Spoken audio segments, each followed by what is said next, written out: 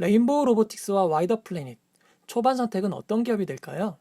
안녕하세요, 아이언입니다. 오늘은 동시상장하는 레인보우 로보틱스와 와이더 플래닛에 대해 알아보도록 하겠습니다. 2월 3일 같은 날 와이더 플래닛과 레인보우 로보틱스가 상장을 하는데요. 동시상장은 매수세가 분산될 수 있기 때문에 보통 서로에게 좋지 않은 영향을 주게 됩니다. 최근 1월 28일 동시상장한 시엔투스 성진과 모비릭스의 경우를 보면 시엔투스 성진과 모비릭스의 상장 당일이 서로 매우 다름을 알 수 있는데요. 시엔투스 성진의 공모가는 32,000원이었는데요. 시가부터 공모가를 하회한 성적을 기록했습니다. 그리고 이후도 한동안 흐름이 좋지 못했습니다.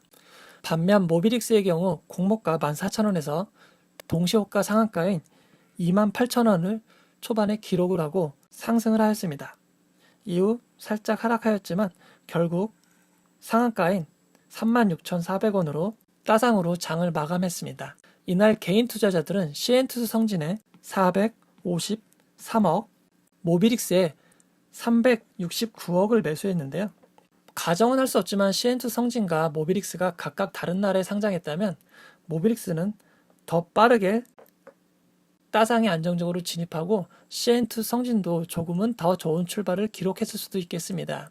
이렇듯 시중에 자금이 많아 무한대처럼 보이는 매수세이지만 두 종목을 다 올리기는 쉽지 않습니다. 지난 12월 2일 동시상장한 에코와 NFC의 경우도 살펴볼 텐데요.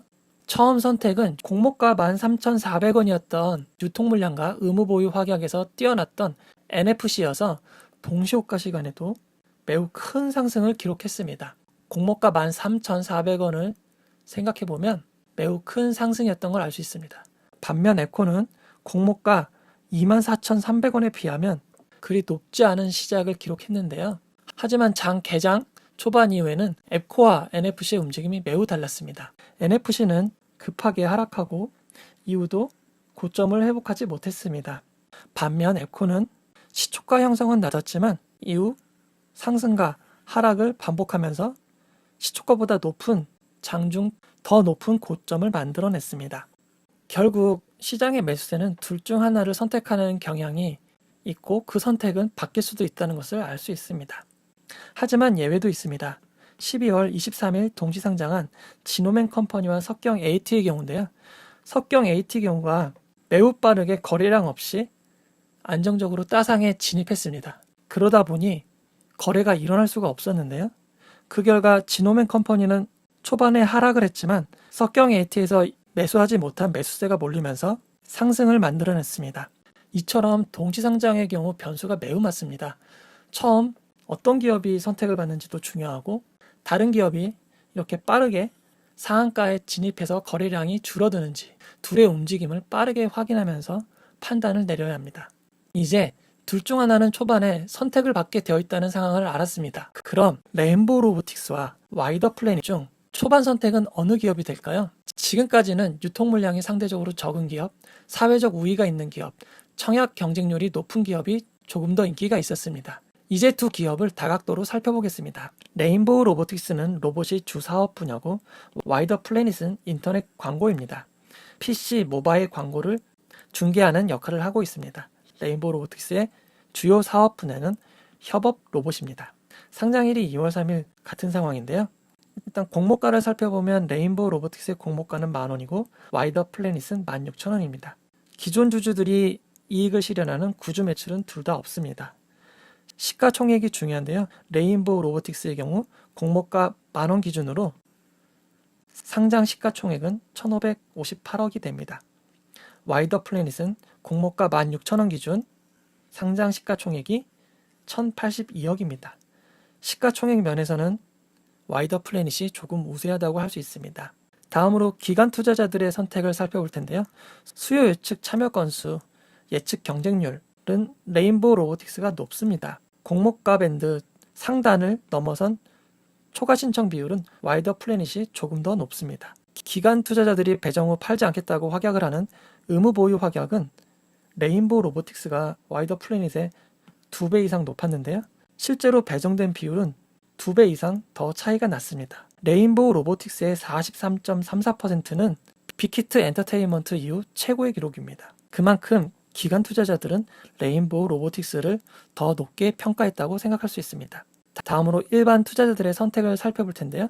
청약 경쟁률은 와이더 플래닛이 조금 더 높았습니다. 하지만 레인보우 로보틱스의 청약 규모가 더 컸기 때문에 청약 증거금은 레인보우 로보틱스가 3조, 와이더 플래닛이 2조로 청약 증거금 자체는 레인보우 로보틱스가 더 많습니다. 하지만 와이더 플래닛의 청약 경쟁률이 높고 레인보우 로보틱스의 청약 경쟁률이 조금 낮은 데는 배정 방식에도 차이가 있습니다. 와이더 플래닛은 이제는 보기 힘들 수 있는 비례 100%로 균등 배정이 없습니다. 따라서 돈을 넣은 만큼 배정될 가능성이 높기 때문에 균등 배정 50%인 레인보우 로보틱스에 비해 상대적으로 많은 투자금이 몰릴 가능성이 높았습니다. 일반 청약자들에게 유리한 환매 청구권은 레인보우 로보틱스에만 있습니다. 다음으로 가장 중요한 유통 물량에 대해서 알아보도록 하겠습니다. 레인보우 로보틱스와 와이더 플래닛은 유통 물량에서 조금 차이가 나는데요. 시가총액이 1.5배 정도 레인보우 로보틱스가 더 많지만 유통 물량의 비율을 생각해보면 레인보우 로보틱스가 상대적으로 더 적습니다. 기존 주주들이 매도 가능한 물량이 레인보우 로보틱스가 상대적으로 적기 때문인데요. 그 결과 유통 가능한 물량 중 공모 물량이 차지하는 비율이 레인보우 로보틱스가 거의 절반, 와이더 플래닛은 4분의 1이라고 할 수 있습니다. 유통 가능 물량을 금액으로 산정하면 레인보우 로보틱스는 497억, 와이더 플래닛은 583억입니다. 따라서 유통 가능 물량 면에서는 레인보우 로보틱스가 유리하다고 할 수 있습니다. 앞에서 공모가를 말씀드렸는데요. 공모가가 상당히 중요한 역할을 합니다. 낮은 공모가는 시초가, 상한가, 따상을 기록할 때 절대적인 금액이 낮아 보입니다. 사실 금액은 숫자일 뿐이고 가치는 시가총액 다른 면으로 판단을 내려야 되지만 투자자분들은 보여지는 금액에 상당히 민감하기 때문에 레인보우 로보틱스가 따상을 갔을 때 26,000원이 와이더 플래닛이 따상을 갔을 때 41,600원보다 더 합리적이고 낮아 보인다는 판단을 하게 됩니다. 그런 면에서 낮은 공모가인 레인보우 로보틱스가 유리하다고 할 수 있습니다. 기관 투자자들의 의무 보유 확약 비율도 상당히 중요한 부분인데요. 레인보우 로보틱스의 경우 1개월 확약과 15일 확약보다 6개월, 3개월 확약이 훨씬 많습니다. 와이더 플래닛의 경우는 6개월, 3개월보다는 1개월, 15일 같은 단기 물량이 더 많은데요. 레인보우 로보틱스를 기관 투자자들은 좀 더 장기적으로 전망이 좋다고 판단한 것일 수도 있겠습니다. 하지만 기관 투자자와 일반 투자자들의 청약 결과 이 모든 것을 확인해도 매수세가 어디로 몰릴지는 장담하기 어렵습니다. 그래서 실제 사람들의 관심을 알 수 있는 검색량을 비교해 봤는데요. 레인보우 로보틱스와 와이더 플래닛의 경우 청약 시점의 검색량을 비교해 보면 레인보우 로보틱스가 와이더 플래닛보다 2배 이상 높은 것을 확인할 수 있습니다. 하지만 이 모든 데이터를 살펴봐도 결국 어느 기업이 선택될지 100% 확신을 할 수 없습니다. 결국 동시호가 잔량이 공개되는 8시 40분이 돼서야 알 수 있을 것 같습니다. 시엔투스 성진의 경우 동시호가가 상한가에도 미치지 못했고 매수 잔량도 매우 적었습니다. 모비릭스의 경우 동시호가 상한가인 28,000원에 2,200만 주 이상이 몰렸는데요.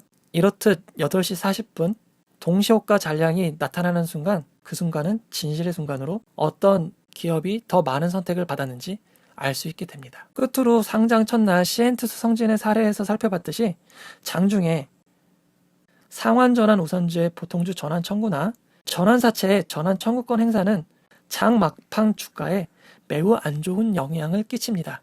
따라서 레인보우 로보틱스와 와이더 플래닛에 이런 잠재적인 주식이 있는지 알아보도록 하겠습니다. 레인보우 로보틱스의 경우 전환 우선주가 있습니다. 7,700원에 발행되었지만 공모가의 70%로 조정이 될 수 있는 리픽싱 조건이 있기 때문에 주당 7,000원에 전환이 가능합니다. 물량은 현재 총 주식수의 1.83%에 해당하는 물량으로 그렇게 큰 물량은 아니라고 할 수 있는데요. 그래도 장 막판 전환권 행사 공시가 올라온다면 막판에 주가에 안 좋은 영향을 미칠 수 있습니다. 와이더 플래닛은 주식 매수 선택권이 있는데요. 우리가 흔히 스톡옵션이라고 부르는데 임직원들에게 발행된 권리입니다. 행사 가격을 보시면 2,500원에서 7,500원까지 있는데요. 행사 기간이 도래하지 않은 이 만주를 제외하고는 언제든지 행사를 할 수 있습니다. 다만 주식 매수 선택권을 임직원들이 첫날 행사하는 경우는 많지 않기 때문에 우려를 할 부분이 아니라고 생각할 수 있겠지만, 만약 회사의 사정을 제일 잘 아는 임직원이 상장 당일 주식 매수 선택권을 행사한다면 주가에 더 부정적인 영향을 미칠 수 있습니다. 지금까지 와이더 플래닛과 레인보우 로보틱스를 비교해서 알아봤는데요. 두 기업 모두 제가 기업 분석을 제 블로그에 해놨습니다. 네이버에서 소유보다 경험을 검색해서 들어오시거나 제 영상 구독 부탁드립니다. 이 영상은 투자 권유는 아니고 투자자의 판단으로 이루어져야 합니다. 앞으로 더 잘할 테니 구독, 좋아요, 알람 설정 부탁드리겠습니다. 고맙습니다.